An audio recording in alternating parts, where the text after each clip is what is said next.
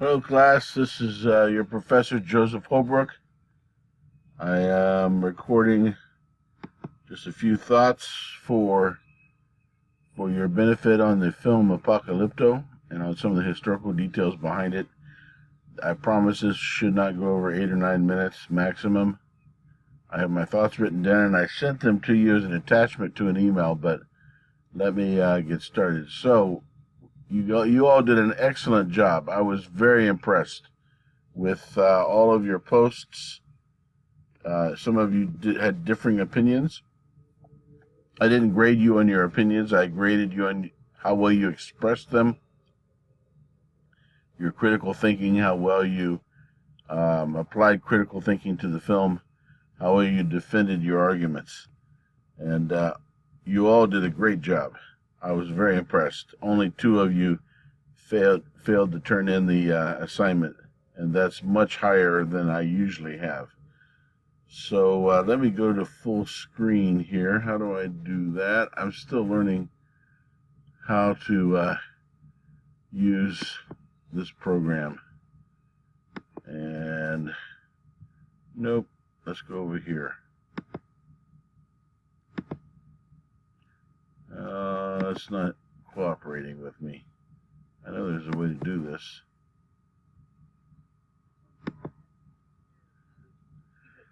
Okay, stop sharing my screen.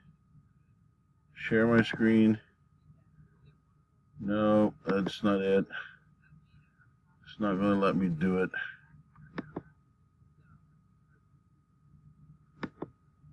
Maybe this is it. Okay, there we go. So, let me talk a little bit about Apocalypto, just to affirm you as well as to correct the record on a couple of points.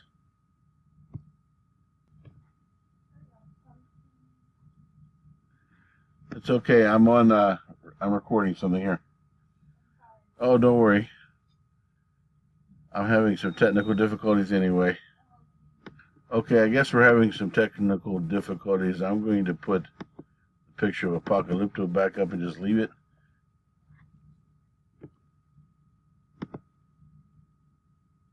All right, we're having some technical difficulties. I'm still learning this program, so I'm just going to leave the picture up of Apocalypto. All right, let me talk a little bit about historical context and anachronism. Of course, this is a dramatic fictional film, and the goal of such a film is entertainment, primarily, first and foremost, to make money and to entertain. Most of the films we'll be watching this semester are fiction, dramatic films, and that'll be true of all of them. However, we can learn some things about history from them. At the end of the semester, we will have one documentary about Toussaint Louverture and the Haitian Revolution, and it as a historical documentary, our expectations of its historical accuracy will be very different, and the criteria that we judge it by will be different. Another crucial issue is the issue of anachronism. Anachronism would be like when you're watching a film about the 1920s and you see that they have cell phones that they're using. And cell phones didn't exist in the 1920s. So anachronism means out of time. And to judge a film like Apocalypto, you cannot take modern concepts and read them back into the 15th century. An example of that would be inserting our modern 21st century view of human rights into the 15th century and judging either the Spaniards or the Mayans by modern concepts of human rights. The same thing would be true of racism. In the 15th century, probably just about everybody on the planet was a racist by today's standards. And slavery existed in the 15th and 16th centuries on every continent. It existed in Africa, in Europe, in Asia, and also in the Americas. Now, that's not to minimize the tragic scope of Atlantic slavery, which was something unique. And we'll talk about that later in the course. Also, some of you called the Mayans an empire, or the Mayan Empire. And I just want to correct that. the Mayans never had an empire as far as we know. An empire is a centralized government ruling over a number of different ethnicities. The Aztecs were an empire. The Incas were an empire. The Mayans the best we could call them would be a civilization. And they certainly were a very advanced civilization. But even in the classic period at their height, in the 9th century, 900 A.D., the Mayans were composed of a number of competing city-states, very similar to the ancient Greeks, and the competition that there was between Athens and Thebes and Sparta and the various city-states of Greece. Greece did not become an empire until Alexander the Great, who was a Macedonian, united Greece in an empire with a single government. So Mayans were a civilization, never an empire. Also, someone pointed out that the Mayans were dying of disease before the end of the movie when the 3 ships arrived bearing Europeans or Spaniards. And I just want to point out that the arrival of the Spaniards at the end of the film was probably 10 to 20 years after Christopher Columbus arrived in the Bahamas in 1492. And then he later set up a base in Hispaniola. And from there, Spaniards and other Europeans spread out into the Caribbean area and the coastal areas of Central America. And so this was probably about 1510, 1511 when they arrived in the Yucatan Peninsula. But the diseases traveled faster than the Europeans. What I mean by that is the disease was passed along from village to village and by trading networks and could have easily arrived before the actual Europeans arrived. And the way we know this is because in Peru, the Peruvian Empire was torn in two and weakened severely by a devastating plague that arrived there several years before the arrival of Francisco Pizarro and his conquistadores. So by the time the Spaniards arrived, they were able to easily conquer, or maybe not so easily, but they were able to conquer the Incas, partly because they were so divided and they were already in a civil war caused by the disease. And so it's entirely plausible that the Mayans were dying of disease before they even had set eyes upon a Spaniard. A lot of you were very critical of the depiction of the Mayans as savage and brutal. And I understand that none of us like violence, or hopefully we don't. We don't enjoy seeing it in a film. But I want to put that in context as well. One student very astutely pointed out that the gladiator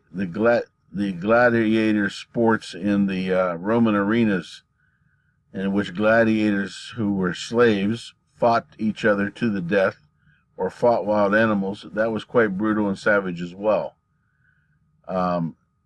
There's one instance in the Roman Empire when Spartacus led a slave uprising that when they finally defeated Spartacus and the slave army, the Romans crucified 20,000 captured slaves along the route in the entrance into Rome, which was pretty brutal and savage. And that was in civilized Europe, supposedly. I should put my air quotes in there. So to try to judge the Mayan, to resist the idea that the Mayans might have occasionally been brutal or savage is not realistic. However, several of you did make a good point that the Mayans really weren't that addicted to or that given to human sacrifice.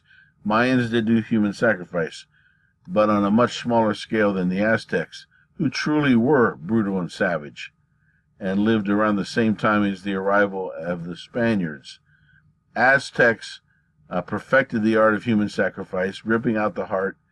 They did it because they believed if they didn't offer blood to the sun, that it would not rise, that they had to keep the world going through the offering of human blood. And they were there's a lot more than I have time to talk about that indicates or verifies the savagery and the brutality of the Aztecs. Well, I'll come back to that. The Aztecs were building huge monuments in the 1400s, just before the arrival of the Spaniards, when they built the Temple to the Sun, which is just a few miles outside of Mexico City, and you can visit it. On the day that it was dedicated to the sun, they sacrificed 20,000 indigenous lives to their god Huitzilopochtli. So the Aztecs were pretty brutal and pretty savage, as were the Romans, as were the Vikings, as were the Crusaders, and many other actors in history from most of the racial groups and continents. Mayans, nevertheless, were fierce fighters and very resistant. They were independent, stubbornly independent, and the Mayans resisted being conquered more than any other group, perhaps because they had a diffuse civilization instead of a empire. It was harder for the Spaniards to conquer them. In fact, as late as the 1980s and early 1990s, the descendants of Mayans, poor Indian peasants in the Guatemalan highlands, were fighting against the Guatemalan military and in a civil war that had gone on for 40 years. And some people consider that there was a Mayan genocide in Guatemala, or a Guatemala genocide, in which 200,000 Guatemalan indigenous peasants were killed and disappeared and buried in mass graves in the 1990s by the Guatemalan military. And so this is, one of you said that the Mayans disappeared, but they did not disappear. They're still there. That's how Mel Gibson was able to get actors who could speak Yucatecan Mayan for his film. And so the Mayans can be admired for their love of freedom and their independence. We talked already about some of the savagery and brutality in history of Europeans in particular, beginning with the Roman Empire, also the Mongols, the Vikings, the Crusaders, the conquistadores, the Spanish and the Portuguese. The Germans were responsible for the Holocaust in World War II. The Japanese committed terrible, terrible atrocities in China. Allies carpet bombed Dresden. The U.S. dropped atomic weapons in Japan on civilians. The Turkish killed or committed a genocide against over 1 million Armenians at the end of World War I. And so the bitter harvest of violence and savagery goes on and on. It would be unrealistic to expect a director to delete out all references to violence from the Native Americans, especially out of some romantic notion of them as being more innocent or pure than other human people groups. It's important to see them in their full humanity, which also included violence and brutality that went on between Indian groups before the arrival of Europeans. To put this also in context, you might compare human sacrifice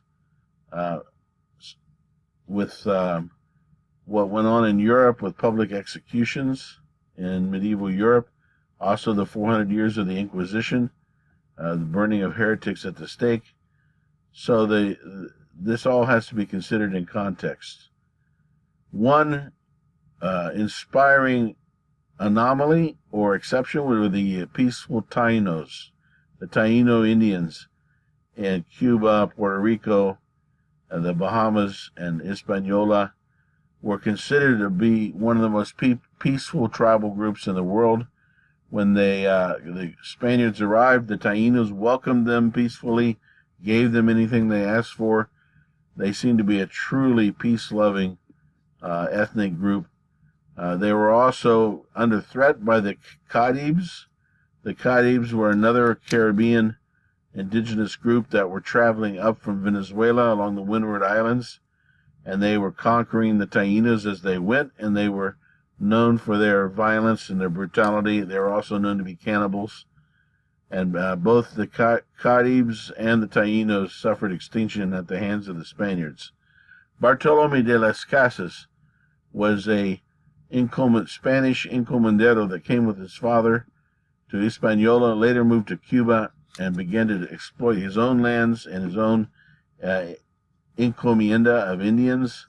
He was so revolted by the wanton violence and savagery that he saw in Cuba of Spaniards against indigenous peoples that he repented of being a Spaniard, and he joined the Dominican order and became a friar or a priest in the Dominican order, and he began to do everything in his power to protect the Native Americans from the encroachments of the Spaniards. He wrote a book called A Short Account of the Destruction of the Indies. The original, of course, is in Spanish. I read this in graduate school, and I was aghast.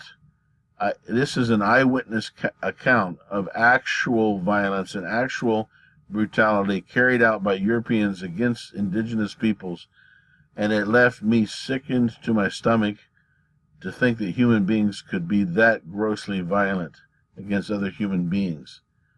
The Spaniards, according to Las Casas, made sport of killing Indians, even made wagers to see who could kill the greatest number in the shortest period of time. They hung them, burned them, cut off their arms, cut off their legs, and finally cut off their heads. They raped and then often cut open pregnant women and killed their offspring.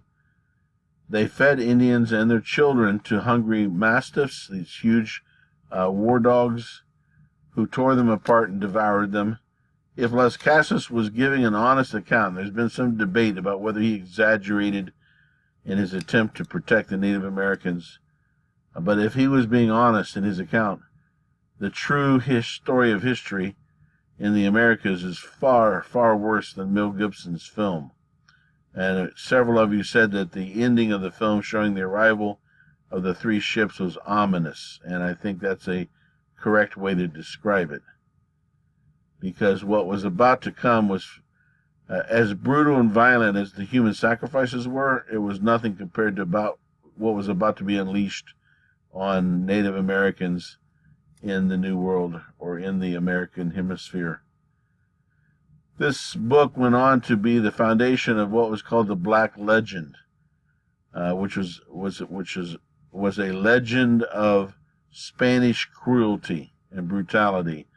And it was used as an ideological weapon. It was popularized and promoted as an ideological weapon against Spanish Catholics by the English, the Dutch, Protestants, also French Protestants, who were trying to get in on their own share of the wealth of the New World, and who themselves were guilty of atrocities against Native Americans on numerous occasions.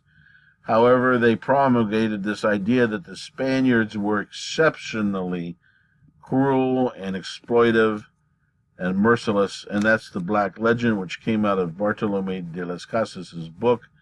The one true certain thing we can pretty much assume is that there was a terrible amount of violence going on in the creation of a new world out of all of this massive death and destruction that happened, and that the Europeans were certainly not innocent.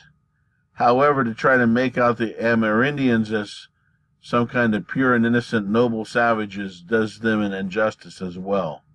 It takes away their full humanity, which involves a fair amount of the good, the bad, and the ugly in all human civilizations and all tribal groups. So we should not romanticize the Native Americans, except perhaps the Taínos. I'm sure there were other groups like the Taínos as well. Last summer I read a book called 1491. It's written by a man by the name of Charles Mann, and it's a book about the Native American life before any Europeans showed up in the New Hemisphere, the Western Hemisphere. 1491, New Revelations of the Americas Before Columbus. It's one of the best books I've read, dealing with Indian civilizations and how they might have been or what they probably were like before they were destroyed by Europeans. I highly recommend it if you get a chance to read it. One of the things that I give Mel Gibson credit for is the attempt to do a film about Native Americans before the Europeans arrived. As far as I know, no one else has attempted that, and probably would have difficulty selling at the box office or making money. Somehow he pulled it off. And for all the possible inaccuracies, and there are several, at least this is a film that makes an attempt to show Native American life. Now let me mention one other thing I actually overlooked, and that is some historical timeline discrepancies. What you see in this film is a composite of the classical period of Mayan civilization in 900 AD, when they had large urban centers and they built monuments, they built pyramids to worship the gods. That was 900 AD. And then you see another period in 1500 AD in which the Europeans are arriving, and there's a breakdown of law and order, there's a breakdown of societal stability, and there's a lot of human sacrifice going on. So what Gibson did is he took two different time periods and put them together in a composite to try to make a more dramatic and interesting film. It might have been better if instead of doing that, if he had done the film with Aztecs and Mayans and made the violent group that had the large urban center, if he had made those the Aztecs in Tenochtitlan, bringing captured Mayans to sacrifice, that would have been far more historically accurate, and it would have fit within the 15th century. Because at the time the Europeans were arriving, the Aztecs were sacrificing neighboring groups, and they were building temples to the Temple of the Sun, the Temple of the Moon, and they did exercise a fairly bloody and repressive empire. One theory of history is that human sacrifice arises whenever a group grows an urban center to the point that they have a chieftainship, or they are in the early stages of developing a monarchy, that the human sacrifice is a form of terrifying people and inspiring awe and terror in them before the power of the state. That's a theory that Robert Bellah puts forward in his book on the evolution of religion. And so I just want to mention my Clint Eastwood theory of history. Clint Eastwood is an actor that you probably don't remember unless you know him as a director. He used to be a Western actor, and his most iconic film was called The Good, the Bad, and the Ugly in 1966. It was set during the Civil War, and of course Clint was a cocky good guy. Good, Anthony, air quotes again. And I take my theory of history from the title of that film, and I think it's important for us to be aware that among Native Americans, among Europeans, among Africans, among every empire, every ethnic group, every civilization, every world religion, every historical actor that's ever been, we can look carefully and we can find the good, the bad, and the ugly. And if we try to exclude all the bad and ugly and say that one group is only good, then we're going to miss a lot of true history. We're going to distort history. If we try to exclude the good and say that white Europeans were only bad and ugly, then again we're going to distort history. We have to try to embrace the entire range of history, as painful as that is and as depressing as it is, in order to get a more or less realistic grasp of the contours of historical narrative. History is sad and often thoroughly depressing. Rarely does it have a happy ending. However, to understand and embrace history requires that we approach it with balanced realism and fairness, rather than a one-sided idealism or dismissive cynicism. Okay, so I look forward to talking with you about our next film, which is The Mission, about some Jesuit priests in Paraguay who are attempting to protect Native Americans from enslavement by the Portuguese. And again, we'll have some conversation about the historical accuracy and any bias that's in the film. Thank you. You guys are doing a great job. Please keep up the good work. As I said, I'm very impressed.